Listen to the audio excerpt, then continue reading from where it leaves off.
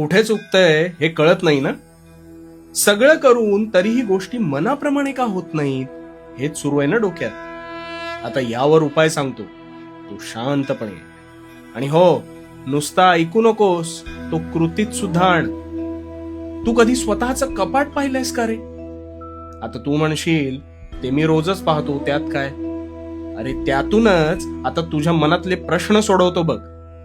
ते जे तुझं कपाट आहे ते प्रचंड भरलेलं असेल ना, पण कधीतरी त्यातल्या नको असलेल्या गोष्टींचा विचार केलायस का?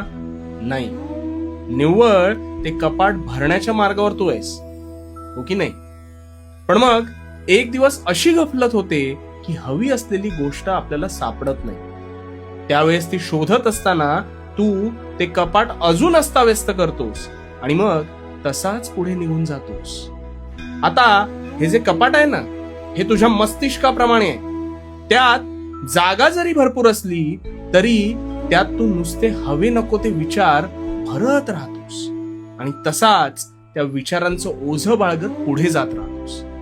आणि मग तुझ्या कळत नकळत नकारात्मक विचार तुझ्या मनावर अधिराज्य गाजवू लागतात आणि त्यातून मार्ग काढताना सुद्धा अपेक्षित मार्गच मिळत नाही. आणि मग काय, तू हतबल होतोस, हो ना?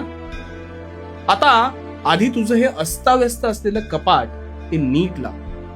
मग ते लावत असताना नको असलेल्या गोष्टी क्षणाचाही विलंब न लावता त्यातून काढून टाक आणि निव्वळ आवश्यक गोष्टी ठेव. हे करत असताना तुझेच तुला समाधान मिळेल बघ.